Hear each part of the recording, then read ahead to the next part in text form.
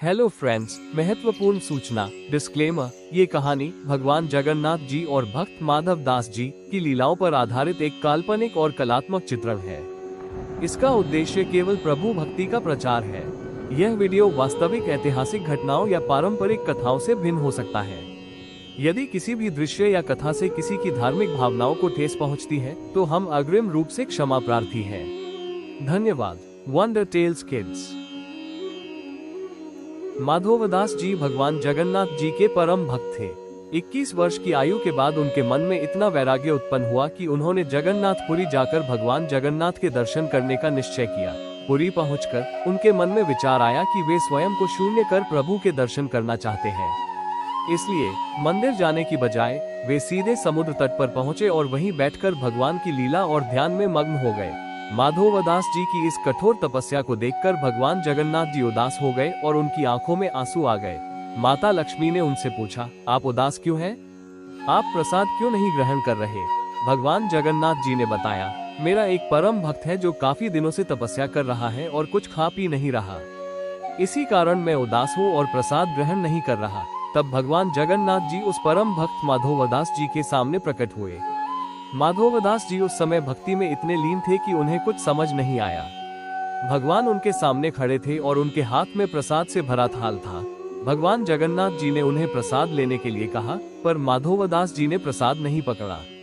तब भगवान जगन्नाथ जी ने प्रसाद का थाल उनके बगल में रख दिया और अदृश्य होकर मंदिर में जाकर विराजमान हो गए। कुछ समय बाद जब माधवदास जी की आंख खुली और उन्होंने देखा कि सोने का थाल उनके बगल में पड़ा है और उसमें प्रसाद है, तो उन्हें ये समझते देर नहीं लगी कि भगवान जगन्नाथ जी ने उन्हें दर्शन दिए हैं। उन्होंने वह प्रसाद ग्रहण किया। उसके बाद भगवान जगन्नाथ जी ने उस राज्य के राजा के स्वप्न में आकर उन्हें आदेश दिया कि वे उनके परम भक्त माधवदास के पास जाएं और उन्हें मंदिर लेकर आएं।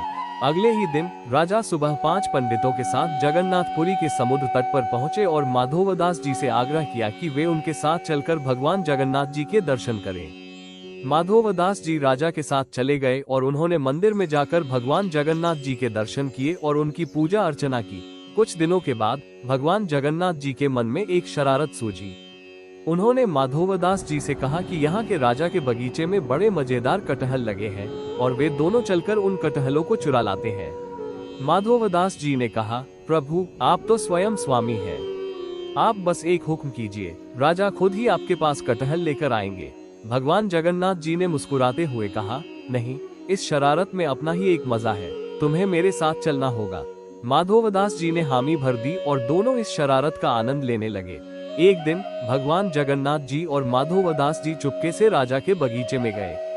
कोई आसपास नहीं है, ये देखकर वे एक पेड़ के पास पहुंचे। पहले भगवान जगन्नाथ जी पेड़ पर चढ़े और नीचे कटहल फेंके, जिन्हें माधवदास जी ने पकड़ा। फिर अगली बार माधवदास जी पेड़ के ऊपर चढ़े और कटहल फेंकने लगे। तभी भगवान जगन्नाथ जी ने देखा कि बगीचे का सैनिक उनकी तरफ आ रहा है। वे तुरंत अदृश्य होकर सीधे मंदिर में विराजमान हो गए और माधवदास जी पेड़ पर ही रह गए। जब माधवदास जी नीचे कटहल फेंक रहे थे तो जोर की आवाज आई। उन्हें लगा कि भगवान जगन्नाथ जी नीचे खड़े हैं, इसलिए उन्होंने पूछा, आपने अभी तक कटहल क्यों नहीं पकड़ा? इतनी आवाज क्यों आई? उसी समय सैनिक की आवाज आई, मैं बताता हूँ आवाज क्यों आए, आप नीचे तो आओ। माधवदास जी डरकर नीचे आए। सैनिक ने उन्हें पेड़ के साथ रस्सी से बांध दिया और चला गया। अगले दिन जब सैनिक ने राजा को ये बात बताई तो राजा तुरंत बगीचे में आए और माधवदास जी को पेड़ से बंधा हुआ देखा। राजा ने तुरंत सैनिक को आदेश दिया कि उन्हें खोला जाए, क्योंकि वे तो उनके गुरुदेव हैं। सैनिक ने तुरंत रस्सी से माधवदास जी को खोल दिया। माधवदास जी के मुक्त होने के बाद राजा ने उनसे क्षमा मांगी और उन्हें फिर से भगवान जगन्नाथ जी के पास चलने का आग्रह किया। माधवदास जी मंदिर गए, भगवान जगन्नाथ जी के पैर छुए और उनकी स्तुति की। भगवान जगन्नाथ जी ने उन्हें अपने गले लगा लिया। ये कथा एक भक्त के निष्ठा, विश्वास और अटूट प्रेम की कहानी है। माधवदास जी का भगवान जगन्नाथ जी पर इतना गहरा विश्वास था कि जब उन्हें सैनिक ने बांध दिया और भगवान वहां से चले गए, तब भी उनका विश्वास नहीं टूटा। उन्हें पता था कि उनके प्रभु उन्हें बचा लेंगे। इससे हमें ये शिक्षा मिलती है कि हमें एकांत में भजन करना चाहिए। मंदिर में भीड़ में रहकर भजन करना कभी कभी अहंकार को भी जन्म देता है।